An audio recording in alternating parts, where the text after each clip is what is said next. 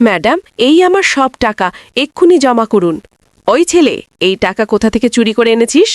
আরে ম্যাডাম, আমি এই টাকা কোথাও থেকে চুরি করে আনিনি, মেহনত করে রোজগার করে এনেছি। নিজের চেহারা দেখেছিস? ফাহ, এক্ষুনি পুলিশ ডাকছি, নিশ্চয়ই চুরি করে এনেছে। যদি আপনি পুলিশ ডাকেন তবে আমি আপনাকে আপনার চাকরি থেকে বের করে দেব। চল ভাগ এখান থেকে, ব্যাংক থেকে বেরো, আবর্জনা কথাকার। তোর মতো কত আসে এখানে। যখন একটি ছোট বাচ্চার সাথে ব্যাংকের কর্মীরা দুর্ব্যবহার করেছিল, তখন কেউ ভাবতেও পারেনি যে এই শিশুটি সেই ব্যাংকের মালিকেরই হারিয়ে যাওয়া ছেলে। এই অবিশ্বাস্য গল্পে লুকিয়ে আছে কর্মের এমন এক খেলা, যা শুনে আপনার চোখ ভিজে আসবে। দিদিমার চোখে জল ছিল যখন তিনি 10 বছরের অঙ্কিতকে জড়িয়ে ধরেছিলেন। বাচ্চাটি কাঁদছিল আর বলছিল যে সে আর কখনো ব্যাংকে যাবে না। দিদিমা, ওরা আমাকে আবার মারবে, অঙ্কিত ফুপিয়ে ফুপিয়ে বলল।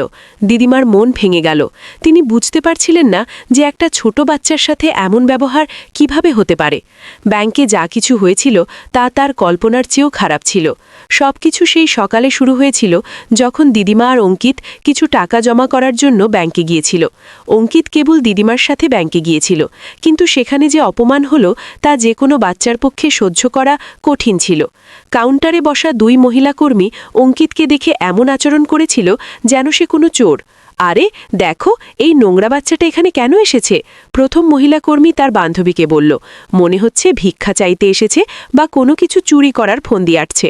দ্বিতীয় মহিলা হেসে বলল, হ্যাঁ, এর ছেঁড়া পুরনো জামাকাপড় দেখে তো তাই মনে হচ্ছে। এমন বাচ্চারা প্রায়ই শয়তানি করতে আসে। কিন্তু এই মহিলা কর্মীরা কি জানত, যার এখন তারা মজা ওড়াচ্ছে, ভবিষ্যতে সেই বাচ্চাটি তাদের জন্য কাল হয়ে দাঁড়াবে?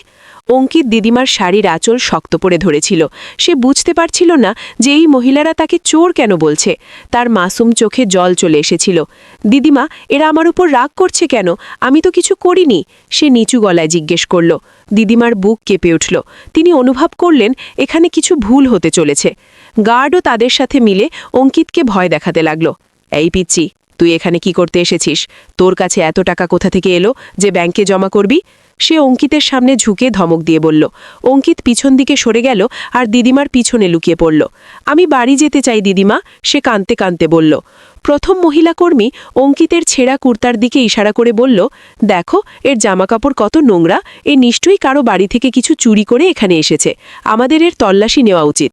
দ্বিতীয় মহিলা মাথা নেড়ে সাই দিল। একেবারে ঠিক বলেছ, এমন বাচ্চারা খুব বিপজ্জনক হয়। ছোট ছোট হাত সহজে ধরাও পড়ে না। গার্ড অঙ্কিতকে ধাক্কা দিয়ে বলল, চল হট এখান থেকে। তুই তোর নোংরা জামাকাপড় দিয়ে আমাদের পরিষ্কার পরিচ্ছন্ন ব্যাংকের অপমান করছিস। এখানে ধনী লোকেরা আসে, তোর মতো গরিব বাচ্চাদের জন্য এখানে জায়গা নেই। অঙ্কিত পড়ে যেতে যেতেও বেঁচে গেল এবং জোরে কাঁদতে লাগল। সে খুব ভয় পেয়ে গিয়েছিল। পুরো ব্যাংকে উপস্থিত সবাই এটা দেখছিল, কিন্তু কেউ আওয়াজ তুলল না। অঙ্কিতের ছেঁড়া জামাকাপড় আর সাধারণ চেহারা দেখে সবাই ধরে নিয়েছিল যে এই গরিব বাচ্চাটি এখানে কোনো গণ্ডগোল করতে এসেছে। কিছু লোক হাসছিল যেন এটা কোনো তামাশা। দিদিমা সাহস করে তার পুরনো টাকার থলি বের করলেন, যাতে কিছু নোট ছিল। স্যার, আমাদের কাছে টাকা আছে, দেখুন, আমাদের জমা করতে হবে, তিনি বললেন। কিন্তু প্রথম মহিলা কর্মী থলিটি দেখে হেসে বলল, আরে এটা কি, এত কম টাকা নিয়ে এখানে এসেছ? এতে তো আমাদের ফিও হবে না। দ্বিতীয় মহিলাও হাসতে লাগল। হ্যাঁ, আর এই টাকাও জানি না কোথা থেকে চুরি করে এনেছে। এই সময় এক কোণে বসে থাকা এক ব্যক্তি নিজের মোবাইল বের করলেন। তিনি ছিলেন রাজেশ কুমার, একজন স্থানীয় সাংবাদিক, যিনি নিজের কিছু ব্যক্তিগত কাজে ব্যাংকে এসেছিলেন। তার মনে হলো এই ঘটনাটি ভুল এবং এটি রেকর্ড করা উচিত। তিনি চুপচাপ পুরো ঘটনা রেকর্ড করছিলেন। অঙ্কিতের জল তেষ্টা পেল। সে দিদিমাকে বলল, দিদিমা, আমার জল চাই। দিদিমা কাছে রাখা জলের জগের দিকে ইশারা করলেন, কিন্তু গার্ড অঙ্কিতকে থামিয়ে দিল। দাঁড়া, এই জল তোর মতো নোংরা বাচ্চাদের জন্য নয়, এটা পরিষ্কার পরিচ্ছন্ন গ্রাহকদের জন্য। তুই অন্য কোথাও থেকে জল খা। অঙ্কিতের চোখে আরও জল চলে এলো।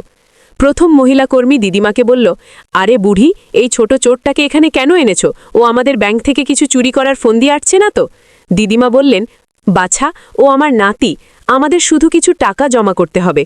কিন্তু দ্বিতীয় মহিলা ব্যঙ্গ করে বলল, হ্যাঁ হ্যাঁ, সব চোর তো এটাই বলে, তোমরা দুজন এখান থেকে চলে যাও, নইলে পুলিশ ডাকব। রাজেশ কুমারের মন এই অবিচার দেখে খুব ব্যথিত হচ্ছিল। তিনি একজন সাংবাদিক ছিলেন এবং সামাজিক ন্যায়ে বিশ্বাস করতেন। তার মনে হচ্ছিল এই ঘটনাটি শুধু একটি ব্যক্তিগত ব্যাপার নয়, বরং একটি বড় সামাজিক সমস্যার প্রতীক। তিনি পুরো ভিডিও বানাচ্ছিলেন যাতে এই অবিচার মানুষের সামনে আনতে পারেন। অবশেষে দিদিমা অঙ্কিতের হাত ধরলেন এবং বললেন, চলো বাবা, আমরা এখান থেকে যাই। অঙ্কিত কাঁদতে কাঁদতে দিদিমার সাথে ব্যাংক থেকে বেরিয়ে এলো। তার ছোট হৃদয়ে গভীর আঘাত লেগেছিল। রাজেশ কুমার ব্যাংক থেকে বেরিয়ে দিদিমা ও অঙ্কিতের কাছে গেলেন। আন্টি, আমি রাজেশ কুমার, একজন সাংবাদিক। ভেতরে যা হয়েছে তা খুব অন্যায়। আমি কি আপনার সাথে এ ব্যাপারে কথা বলতে পারি? রাজেশ নম্রভাবে জিজ্ঞাসা করলেন। দিদিমা তার দিকে তাকালেন। তার চোখে তখনও জল ছিল। বাবা, আমরা কিছু ভুল করিনি, আমরা শুধু কিছু টাকা জমা করতে এসেছিলাম, তিনি বললেন। রাজেশ কুমার জিজ্ঞাসা করলেন, আন্টি, আমি কি সন্ধ্যায় আপনার বাড়িতে এসে এই পুরো ঘটনা সম্পর্কে বিস্তারিত জানতে পারি? আমার মনে হয় মানুষের এই অবিচার সম্পর্কে জানা উচিত। দিদিমা ভাবলেন হয়তো এই ব্যক্তি তাদের সাহায্য করতে পারেন। তিনি রাজেশকে নিজের বাড়ির ঠিকানা দিয়ে দিলেন। সন্ধ্যায় রাজেশ কুমার তার ক্যামেরা এবং রেকর্ডিং সরঞ্জাম নিয়ে দিদিমার ছোট্ট বাড়িতে পৌঁছলেন। বাড়ি দেখে রাজেশের মন আরও ভারী হয়ে গেল। এটি একটি ছোট ঝুপড়ি ছিল, যেখানে মৌলিক সুবিধাটুকুও ঠিকমতো ছিল না। অঙ্কিত তখনও মনমারা হয়ে এক কোণে চুপচাপ বসেছিল। রাজেশ খুব আদর করে তার সাথে কথা বলার চেষ্টা করলেন। অঙ্কিত বাবা, আজ ব্যাংকে কি হয়েছিল? তোমার কেমন লেগেছিল? রাজেশ জিজ্ঞেস করলেন। অঙ্কিত কাঁদতে কাঁদতে বলল, আঙ্কেল, ওরা আমাকে চোর বলছিল, ওরা আমাকে ধাক্কাও দিয়েছে, আমি কিছু ভুল করিনি। রাজেশের চোখ ভিজে এলো। তিনি ক্যামেরা চালু করলেন এবং অঙ্কিতের ইন্টারভিউ রেকর্ড করতে শুরু করলেন। দিদিমা রাজেশকে পুরো কাহিনী শোনালেন। বাবা, এই অঙ্কিতকে আমি আজ থেকে 8 বছর আগে বাস স্টেশনে পেয়েছিলাম। খুব ছোট ছিল, কাঁদছিল। কাউকে পাওয়া গেল না, তাই আমি ওকে আমার সাথে নিয়ে এলাম। তখন থেকে ও আমার সাথেই থাকে। খুব ভালো ছেলে। রাজেশ আরও প্রশ্ন করলেন, আপনি পুলিশে রিপোর্ট লিখিয়েছিলেন? দিদিমা বললেন, হ্যাঁ বাবা, কিন্তু কিছু জানা যায়নি। ধীরে ধীরে অঙ্কিত আমার নিজের হয়ে গেল। রাজেশ দিদিমার স্বাস্থ্যর ব্যাপারেও জিজ্ঞেস করলেন।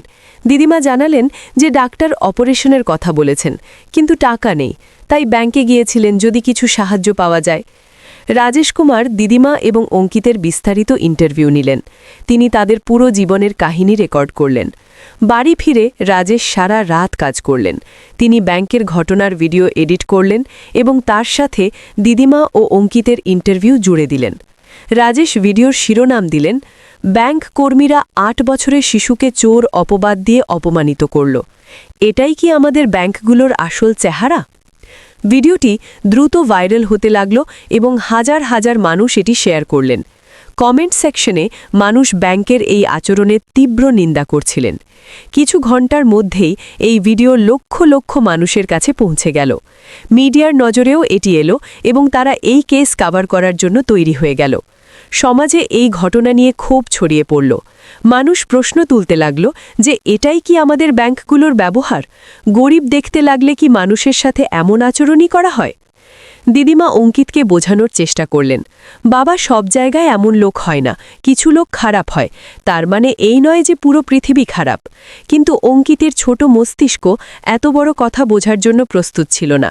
তার কাছে তো এটুকুই ছিল যে ব্যাংক একটি ভয়ের জায়গা, যেখানে মানুষ তাকে বিরক্ত করে। দিদিমার শরীরও ভালো ছিল না। তার ডায়াবেটিস এবং হার্টের সমস্যা ছিল। ডাক্তার বলেছিলেন তাকে অবিলম্বে অপারেশন করাতে হবে, নইলে অবস্থা গুরুতর হতে পারে। কিন্তু অপারেশনের খরচ এত বেশি ছিল যে দিদিমার কাছে এত টাকা ছিল না। তিনি অঙ্কিতের সাথে ব্যাংকে এই জন্যই গিয়েছিলেন যে হয়তো কোনো লোন পাওয়া যাবে বা কোনো উপায় বের হবে। কিন্তু ব্যাংকে যা হলো, তারপর তো তাদের সাহসই ভেঙে গেল। আর কোনো চিকিৎসা করাবো না বাবা, দিদিমা অঙ্কিতকে বললেন। অঙ্কিত বুঝতে পারছিল না দিদিমা কেন এত মন খারাপ করে আছেন এবং কেন তিনি নিজের চিকিৎসা করাতে চান না। বিদেশে ব্যাংকের মালিক সঞ্জয় মেহতা তার হোটেলের ঘরে বসেছিলেন যখন তার ফোনে এই ভাইরাল ভিডিওটি এলো। প্রথমে তিনি ভাবলেন এটা অন্য কোনো ব্যাংকের ঘটনা হবে, কিন্তু যখন তিনি ভালো করে দেখলেন তার হুঁশ উড়ে গেল। এ তো তার নিজেরই ব্যাংক। কাউন্টারে বসা ওই 2 মহিলা তারই কর্মচারী। ব্যাংক মালিক সঞ্জয় মেহতার রাগ সপ্তমে চড়ে গেল। তিনি সঙ্গে সঙ্গে পুরো ভিডিওটি দেখলেন এবং যা দেখলেন তা তার কল্পনার চেয়েও খারাপ ছিল। একটি ছোট বাচ্চার সাথে এমন ব্যবহার করা যে কোনো মানুষের জন্যই লজ্জার বিষয়। ব্যাংক মালিক সঞ্জয় মেহতা অনুভব করলেন যে এই ঘটনায় শুধু তার ব্যাংকের বদনাম হয়নি, বরং তিনি নিজে একজন বাবা হিসেবে এই কথায় খুব ব্যথিত ছিলেন যে কোনো বাচ্চার সাথে এমন হয়েছে। কিন্তু যখন ব্যাংক মালিক সঞ্জয় মেহতা ভিডিওতে দিদিমার কথা শুনলেন তখন তার পায়ের তলা থেকে মাটি সরে গেল। দিদিমা বলছিলেন যে অঙ্কিতকে তিনি বাস স্টেশনে পেয়েছিলেন, সেই একই বাস স্টেশন যেখানে তার নিজের ছেলে হারিয়ে গিয়েছিল। একই তারিখ, একই সময়, একই জায়গা। ব্যাংক মালিক সঞ্জয় মেহতার হাত থেকে মোবাইল ফোন পড়ে গেল। তার চোখ ভিজে এলো এবং হৃৎস্পন্দন বেড়ে গেল। গত কয়েক বছর ধরে তিনি নিজের হারিয়ে যাওয়া ছেলেকে খুঁজছিলেন। পুলিশ, প্রাইভেট ডিটেকটিভ, মিডিয়া সবার সাহায্য নিয়েছিলেন, কিন্তু কোনো সূত্র পাননি। তিনি সব জায়গায় খুঁজেছেন, সব সম্ভাবনার ওপর নজর দিয়েছেন, কিন্তু কিছুই পাননি।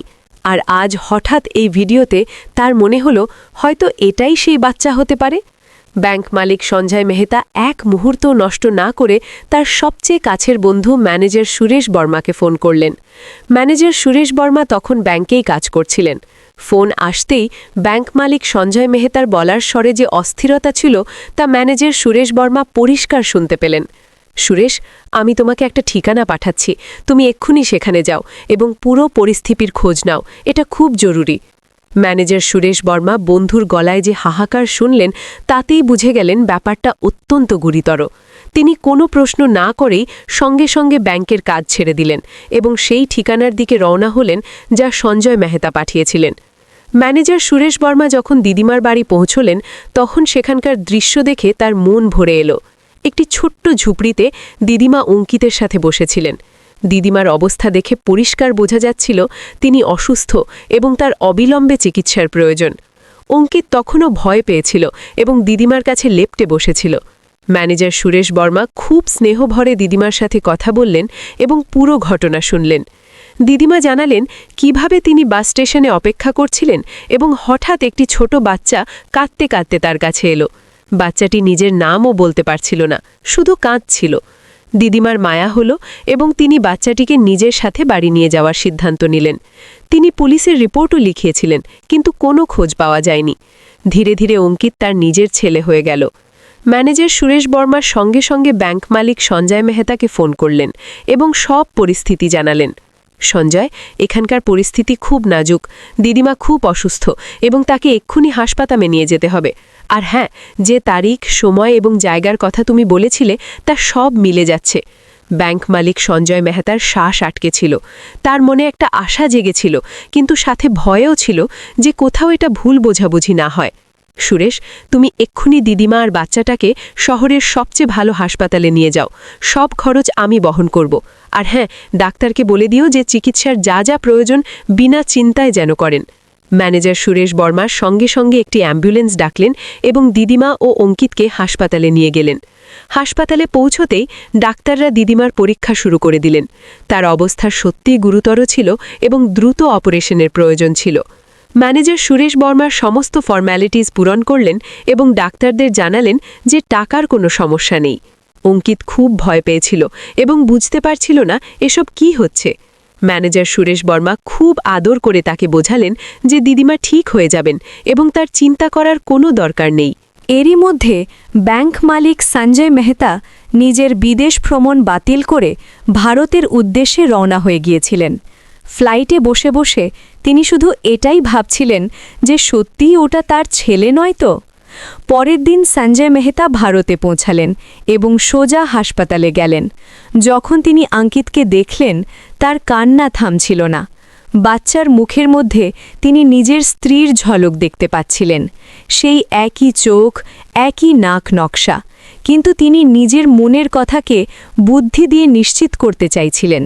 তিনি ডাক্তারকে বললেন ডিএনএ টেস্ট করাতে। ডাক্তার বোঝালেন যে টেস্টের রেজাল্ট আসতে কয়েকদিন লাগবে, কিন্তু সঞ্জয় মেহতা এখন অপেক্ষা করতে প্রস্তুত ছিলেন। এই বছরগুলিতে তিনি এতটাই অপেক্ষা করেছেন যে আরও কয়েকদিন দিদিমার অপারেশন সফল হল এবং তার জ্ঞান ফিরল। যখন তিনি হাসপাতালের দামি কেবিন এবং উন্নত পরিষেবা দেখলেন তিনি অবাক হয়ে গেলেন।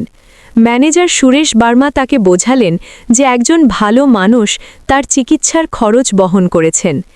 এরই মধ্যে ব্যাংকে হইচই করে গিয়েছিল।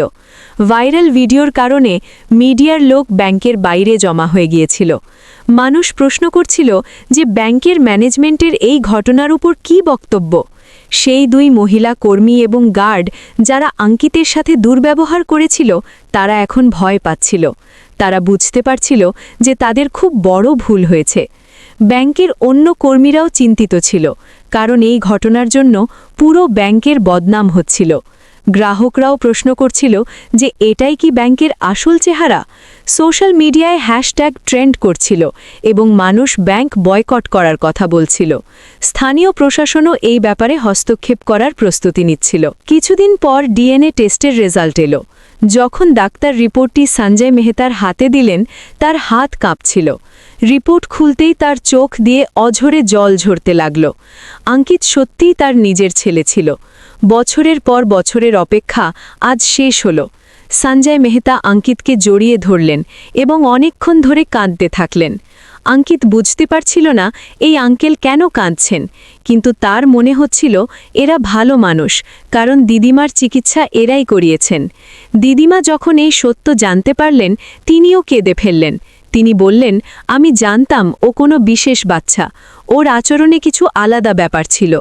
সঞ্জয় মেহতা দিদিমার হাত ধরলেন এবং বললেন, আপনি আমার ছেলের এত যত্ন নিয়েছেন, আপনিই ওর আসল দিদিমা। আমি কিভাবে আপনার শুকরিয়া আদায় করব। ব্যাংক মালিক সঞ্জয় মেহতা ঠিক করলেন যে এবার সময় এসেছে তার ব্যাংকের কর্মীদের একটা শিক্ষা দেওয়ার। তিনি অঙ্কিতকে বললেন, বাবা, তোমাকে নিজের ব্যাংকে যেতে হবে। অঙ্কিত ভয় পেয়ে গেল এবং বলল, না বাবা, ওখানে ওরা আমাকে আবার মারবে। সঞ্জয় মেহতা অঙ্কিতকে বোঝালেন, বাবা, এখন তুমি একা নও, তোমার বাবা তোমার সাথে আছেন, আর এই যে ব্যাংক, এটা আমাদের নিজেদের। অঙ্কিত অবাক হয়ে গেল। সে বুঝতে পারছিল না যে ব্যাংকে তার সাথে এত খারাপ ব্যবহার হয়েছিল, সেটা তার বাবার কিভাবে হতে পারে। সঞ্জয় মেহতা নিজের ছেলেকে পুরো সত্য জানালেন এবং বোঝালেন যে কিছু ভুল লোকের জন্য এসব হয়েছিল। পরের দিন ব্যাংক মালিক সঞ্জয় মেহতা অঙ্কিতকে নিয়ে ব্যাংকে গেলেন। অঙ্কিতের হাতে একটা বড় ব্যাগ ছিল, যাতে অনেক টাকা ছিল। এই সেই টাকা যা সঞ্জয় মেহতা তার ছেলেকে দিয়েছিলেন, যাতে সে ওই কর্মীদের শিক্ষা দিতে পারে। ব্যাংকে যখন লোকেরা অঙ্কিতকে দেখল, সবাই অবাক হয়ে গেল। এ তো সেই বাচ্চাই যার ভিডিও ভাইরাল হয়েছিল। অঙ্কিত সোজা সেই কাউন্টারে গেল যেখানে ওই দুই মহিলা বসেছিল। সে ব্যাগ খুলল এবং সব টাকা কাউন্টারের উপর ছড়িয়ে দিল। পুরো ব্যাংকের নিস্তব্ধতা নেমে এলো। অঙ্কিত ওই মহিলাদের বলল, আপনারা বলেছিলেন আমি এখানে চুরি করতে এসেছি, আর আমার এত অকাত নেই যে আমি এখানে টাকা জমা করতে পারি। দেখুন, আমি এত টাকা নিয়ে এসেছি, এবার এটা জমা করুন। ওই দুই মহিলা এবং গার্ডের মুখ ফ্যাকাশে হয়ে গিয়েছিল। তারা বুঝে গিয়েছিল যে এবার তাদের রক্ষা নেই। ব্যাংকের অন্য কর্মীরাও অবাক হয়ে এসব দেখছিল। এই সময় ব্যাংক মালিক সঞ্জয় মেহতা ভেতরে এলেন এবং সব কর্মীদের একত্রিত হতে বললেন। পুরো ব্যাংক 1 মিনিটের মধ্যে শান্ত হয়ে গেল। সঞ্জয় মেহতা সবার সামনে ঘোষণা করলেন যে অঙ্কিত তার নিজের ছেলে এবং যেসব কর্মী তার সাথে দুর্ব্যবহার করেছিল তাদের তক্ষুনি বরখাস্ত করা হলো। তিনি বললেন, যারা একটি ছোট বাচ্চার সাথে এমন ব্যবহার করতে পারে তারা আমাদের ব্যাংকে কাজ করার যোগ্য নয়। পুরো ব্যাংকে পিনপতন নীরবতা। কর্মীরা অবাক হয়ে একে অপরের দিকে তাকাচ্ছিল। যে বাচ্চাটিকে তারা গরিব আর অসহায় মনে করেছিল, সে ব্যাংকের মালিকের ছেলে বেরোলো। ওই দুই মহিলা কর্মী কাঁদছিল এবং ক্ষমা চাইছিল, কিন্তু সঞ্জয় মেহতার সিদ্ধান্ত অটল ছিল। গার্ডও হাঁটু গেড়ে ক্ষমা চাইছিল, কিন্তু সঞ্জয় মেহতা বললেন যে এখন অনেক দেরি হয়ে গেছে। তিনি সিকিউরিটি গার্ডদের ডাকলেন এবং এই 3 জনকে ব্যাংক থেকে বের করে দিলেন। এই ঘটনার খবর সঙ্গে সঙ্গে মিডিয়ার কাছে পৌঁছে গেল। ব্যাংকের বাইরে দাঁড়িয়ে থাকা রিপোর্টার এবং ক্যামেরাম্যানরা এসব রেকর্ড করছিল। নিউজ চ্যানেলগুলোতে এই খবর ব্রেকিং নিউজ হয়ে চলছিল। ব্যাংক মালিকের ছেলে বেরোলো ভাইরাল ভিডিওর সেই বাচ্চা। এই ধরনের হেডলাইন নিউজ চ্যানেলগুলোতে চলছিল। সোশ্যাল মিডিয়ায় মানুষ এই অবিশ্বাস্য ঘটনায় কমেন্ট করছিল। কিছু মানুষ বলছিল এটা কর্মের ফল, আবার অন্যরা একে কাকতালীয় বলছিল। কিন্তু সবাই এই বিষয়ে একমত ছিল যে খারাপ কাজের ফল খারাপই হয়। ম্যানেজার সুরেশ বার্মা আবেগপ্রবণ হয়ে পড়েছিলেন। তিনি ব্যাংক মালিক সঞ্জয় মেহতার সবচেয়ে কাছের বন্ধু ছিলেন এবং জানতেন যে নিজের ছেলেকে হারানোর পর তিনি কিভাবে কঠিন দিন কাটিয়েছিলেন। ব্যাংক মালিক সঞ্জয় মেহতা একটি বড় বাড়ির ব্যবস্থা করলেন, যেখানে তারা 3 জন আরামে থাকতে পারেন। অঙ্কিতের জন্য ভালো স্কুলের ব্যবস্থা করা হলো এবং দিদিমার চিকিৎসার জন্য বাড়িতেই একজন নার্সের ব্যবস্থা করা হলো। এই রকম নতুন নতুন ভিডিও পেতে চ্যানেলটি সাবস্ক্রাইব করে পাশে থাকবেন।